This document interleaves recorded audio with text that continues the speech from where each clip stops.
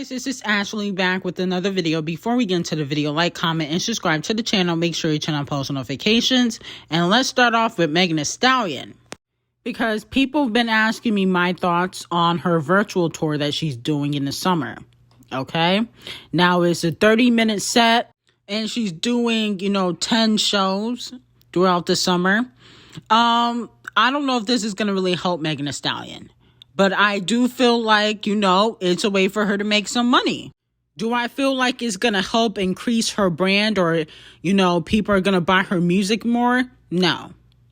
But I do feel like, this is another way for her to get income, because 1501 owes her money, according to her. But Carl said that Megan Thee Stallion owes him money. Now, she's trying to have something for the Thotties count as an album, even though that was a mixtape. But I understand why she would want to get out of her contract with 1501. He purposely signs artists and they magically start dissing Megan Thee Stallion. Jay Prince don't really F with Megan Thee Stallion. That also probably ruined her relationship with Drake. And that's why Drake unfollowed, Megan Thee Stallion.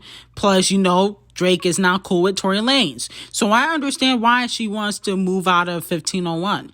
They're not a big label. They can only do so much for Megan Thee Stallion. And Megan wants to be mainstream. As for these virtual concerts, I don't feel like it really could help Megan.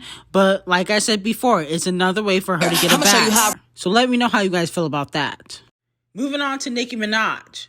So I just wanted to let y'all know that Nicki Minaj still needs to be very careful. They may try to sabotage her Wireless Fest concert. In 2019, when she went on tour with Juice WRLD, she had issues. Okay, there was always sound issues or lighting issues. And then ultimately, she would be canceling the concerts. Okay, if you guys remember that. That was all strategic. And then the same thing happened when she performed with Ariana Grande in 2019. Her mic wasn't working, and neither was Ariana Grande's mic when they performed together. So I think Nicki Minaj got to make sure her team is on their P's and Q's. I'm not hoping for them to sabotage Nicki Minaj because she's my fave, but I have a feeling that somebody will try to sabotage Nicki only because, she sold out. She's the only artist to do so as a headliner for this current Wireless Fest. And then on top of that, they already blocked her from going #1. And she was off by a point. That's why she didn't go #1 over a fucking point. So that lets me know that the industry still don't want Nicki Minaj to be on top, but the general public definitely does. And so I'm watching Republic. I'm watching her team, because we cannot have any type of mishaps for this next tour or any next festivals or anything like that. Because when she was canceling them shows, people were calling her a flop and saying how she can't, sell out. But clearly, that's not true. And then also, I want to talk about the double standard when it comes to female rappers. Now that Nicki Minaj has sold out, everybody wants to say, oh, we need to support all the female rappers. No, the fuck we don't. Okay? I'm supporting the ones with talent. I'm not going to be supporting any old thing like Sweetie. Okay? I'm supporting the ones with talent. That's the problem nowadays. See, people want to support the clout, people that only really make noise on social media, but we need to get back to supporting talent. And that's why I support Nicki Minaj. So no, I'm not going to be supporting all the female rappers, only the ones with talent like Nicki Minaj, Doja Cat, okay, Erica Banks, okay, and there are a few others.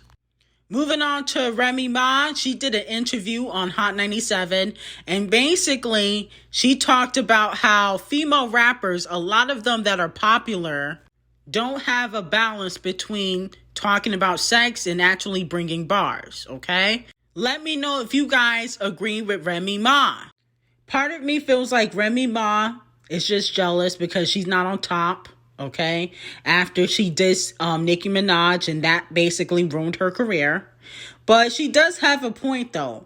A lot of these female rappers only talk about one thing: poom poom shorts, twerking, sex music. Megan Thee Stallion, Cardi B, let's talk about it. Even Lotto. I feel like Lotto sometimes she's one-dimensional. It's Doja Cat and Nicki Minaj that are really only diverse. And the ones that are not as poppin', like Erica Banks or Young M.A., they don't get enough attention.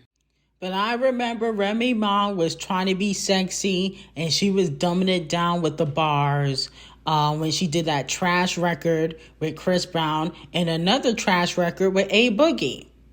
Okay, when she was trying to get a deal with Columbia. I think she actually did get a deal with Columbia, but they allegedly dropped her because that album never came out, whereas 13 Winters and 23 Summers. Okay, so I agree with Remy Ma to a certain extent, but also I kind of feel like she is just not happy with the state of rap or female rap because she's not in it. When she was in it, she was fine. Moving on to Drizzy Drake and JimJones. So JimJones did an interview, and basically he said that he had an opportunity to sign Drake, but the reason why he did not sign Drake is because Drake was on Disney Channel allegedly because he was on Degrassi. And basically he did not have the look, but his bars were fire. JimJones, that's a terrible excuse. Yes, Drake has gotten, the BBL. He did his abs, he got the beard now. He's in much better shape.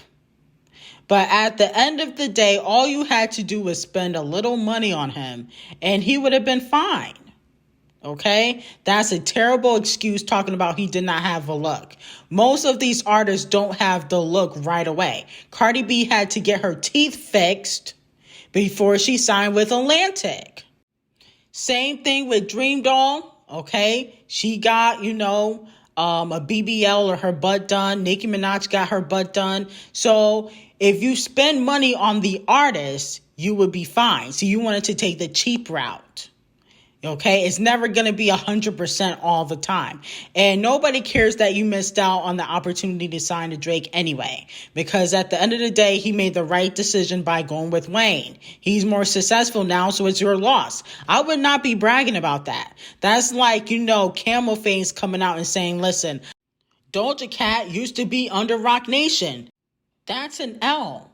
Don't start talking and bragging about stuff like that, how you passed up on A-listers. That's stupid, okay? Because now nobody's going to take you seriously, JimJones. And right now, JimJones is not relevant musically. So he could have been eaten off Drake. That was an L.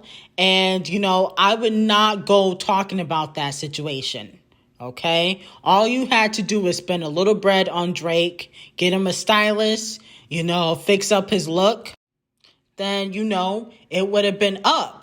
Okay, you could have been making money off an icon, but no, you were cheap and lazy. Like, comment, and subscribe to the channel. Make sure you check out Mikey J's new single, This Ain't a Diss. The link will be in the description box, and I hope you have an amazing day.